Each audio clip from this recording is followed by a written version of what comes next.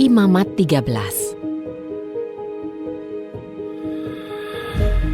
Berfirmanlah Yahwe kepada Musa dan Harun, ketika pada kulit tubuh manusia terdapat bengkak atau bintil atau bercak terang, dan hal itu dapat menjadi tanda penyakit kusta pada kulit tubuhnya, maka ia harus dibawa kepada imam Harun atau kepada salah seorang dari anak-anaknya, para imam itu.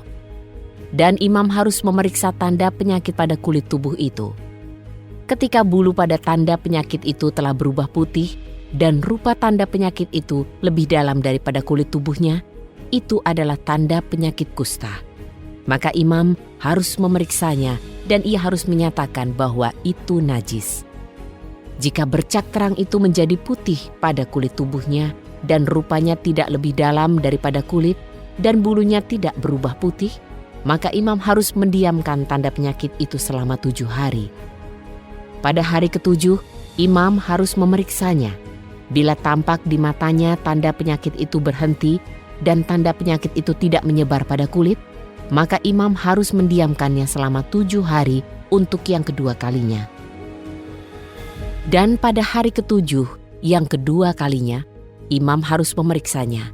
Bila tampak tanda penyakit itu pudar dan tanda penyakit itu tidak menyebar pada kulit, maka imam harus menyatakan bahwa itu tahir. Itu adalah bintil. Lalu ia harus mencuci pakaiannya dan ia menjadi tahir. Jika bintil itu benar-benar menyebar pada kulit setelah diperiksakan kepada imam untuk penahirannya, maka haruslah itu diperiksakan kepada imam untuk kedua kalinya. Kemudian imam harus memeriksanya. Bila tampak bintil itu menyebar pada kulit, maka imam harus menyatakan itu najis dan bahwa itu adalah kusta. Ketika terdapat tanda penyakit kusta pada manusia, maka haruslah ia dibawa kepada imam. Kemudian imam harus memeriksa. Bila tampak ada bengkak putih pada kulit dan itu telah mengubah bulu menjadi putih, lalu ada daging liar yang tumbuh pada bengkak itu, maka itu adalah kusta yang parah pada kulit tubuh. Imam harus menyatakan bahwa itu najis dan ia tidak boleh mendiamkannya sebab itu adalah najis. Jika kusta itu benar-benar berkembang pada kulit dan kusta itu menutupi seluruh kulit orang yang ada tanda penyakit itu, dari kepalanya bahkan sampai kakinya, berdasarkan seluruh pandangan mata imam, maka imam haruslah memeriksanya. Bila tampak kusta itu telah menutupi seluruh tubuhnya, maka ia harus menyatakan bahwa tanda penyakit itu tahir. Jika seluruhnya telah berubah menjadi putih, itu adalah tahir. Namun ketika padanya terlihat ada daging tumbuh, maka itu menjadi najis. Dan imam harus memeriksa daging tumbuh itu. Lalu haruslah ia menyatakan bahwa itu najis. Daging tumbuh itu adalah najis. Itu adalah kusta. Atau ketika daging tumbuh itu hilang lagi dan berubah menjadi putih, maka haruslah ia datang kepada imam, dan imam harus memeriksanya. Bila tampak tanda penyakit itu telah berubah menjadi putih, maka haruslah imam menyatakan bahwa tanda penyakit itu tahir. Ia memang tahir. Dan ketika bisul di kulit tubuhnya telah sembuh, tetapi di tempat bisul itu ada bengkak putih atau bercak terang putih kemerah-merahan, maka haruslah itu diperiksakan kepada imam. Dan imam harus memeriksanya. Bila tampak rupanya lebih rendah daripada kulit dan bulunya telah berubah menjadi putih, maka imam harus menyatakan bahwa itu najis. Itu adalah tanda penyakit kusta yang telah berkembang di dalam bisul. Dan jika imam telah memeriksanya dan tidak tampak ada bulu putih di dalamnya, dan itu tidak lebih rendah daripada kulit dan memudar, maka imam harus mendiamkannya selama 7 hari. Jika itu benar-benar menyebar pada kulit, maka imam harus menyatakan bahwa itu najis. Itulah tanda penyakit.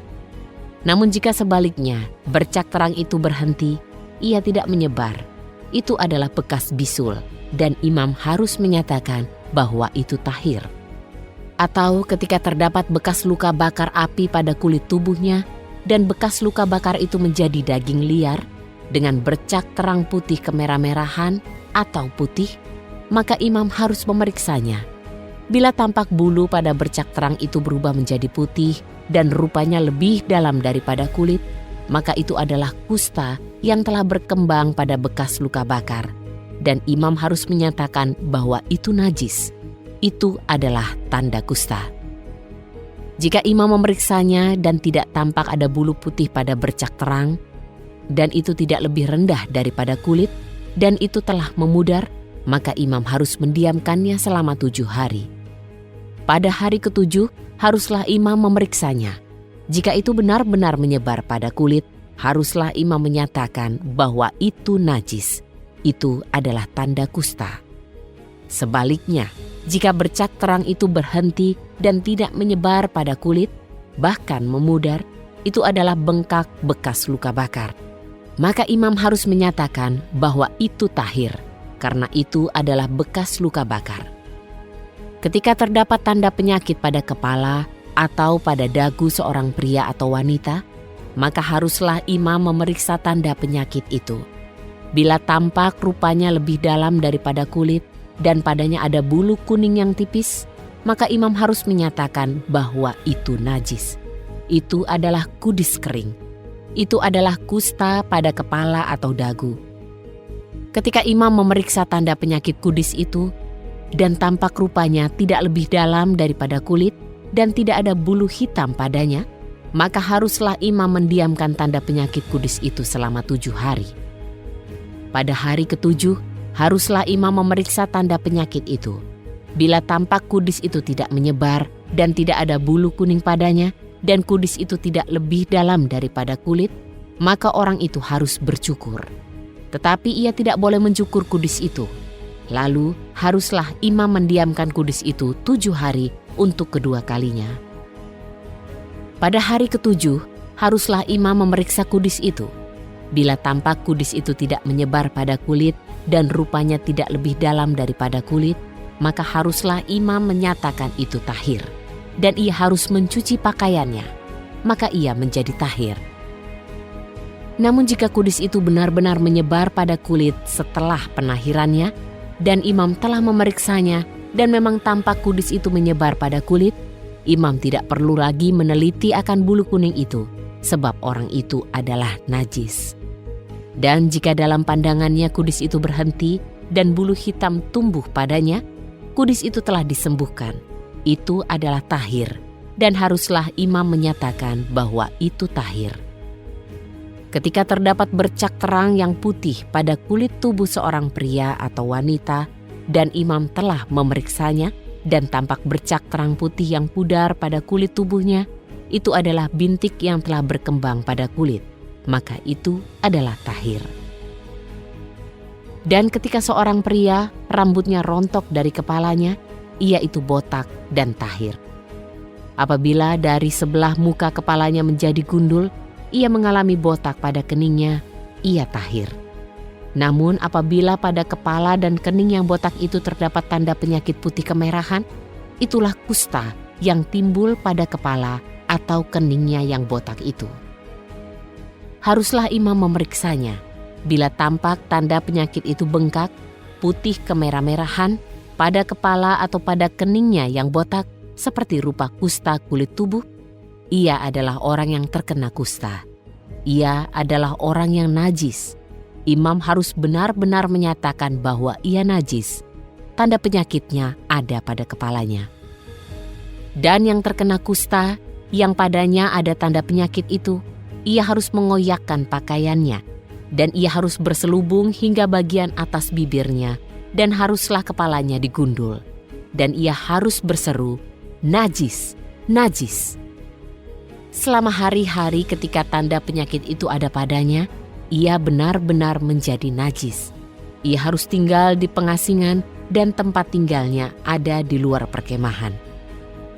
Apabila terdapat tanda penyakit kusta pada pakaian wol atau pada pakaian linen, atau pada benang lungsin, atau pada kain tenun untuk linen dan untuk wol, atau pada kulit, atau pada segala pekerjaan dengan kulit, dan tanda penyakit itu telah menjadi kehijauan atau kemerahan pada pakaian atau pada kulit, atau pada benang lungsin, atau pada kain tenun, atau pada perkakas apapun dari kulit, itulah tanda penyakit kusta, dan ia haruslah diperlihatkan kepada imam. Dan haruslah imam memeriksa tanda penyakit itu dan menutup tanda penyakit itu 7 hari lamanya. Lalu imam akan memeriksa tanda penyakit itu pada hari ke-7. Apabila tanda penyakit itu telah menyebar pada pakaian, atau pada benang lungsin, atau pada kain tenun, atau pada kulit, untuk apapun yang terbuat dari kulit bagi suatu karya, itulah tanda penyakit kusta yang ganas, dan itulah najis. Dan haruslah ia membakar pakaian itu, atau benang lungsin itu, atau kain tenun dalam wol atau dalam linen itu, atau perkakas apapun dari kulit yang padanya ada tanda penyakit itu. Sebab itulah penyakit kusta yang ganas, dan itu harus dibakar dengan api. Apabila imam itu memeriksanya, dan tanda penyakit itu tidak menyebar pada pakaian atau pada benang lungsin atau pada kain tenun itu, atau perkakas apapun dari kulit, maka haruslah imam itu memerintahkan agar mereka mencuci tanda penyakit yang ada padanya itu. Dan ia harus menutupnya selama 7 hari yang kedua. Dan setelah tanda penyakit itu dicuci, haruslah imam memeriksanya. Dan jika tampak tanda penyakit itu tidak berubah dan tidak menyebar, maka itulah najis. Haruslah engkau membakarnya dengan api, sebab penyakit itu terus menggerogoti pada bagian dalamnya atau bagian luarnya.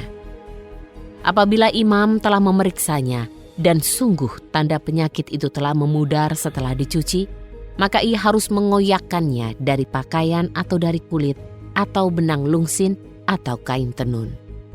Namun apabila tanda penyakit itu tetap terlihat pada pakaian atau pada benang lungsin, atau pada kain tenun, atau pada setiap perkakas yang dari kulit, itulah kusta yang menyebar.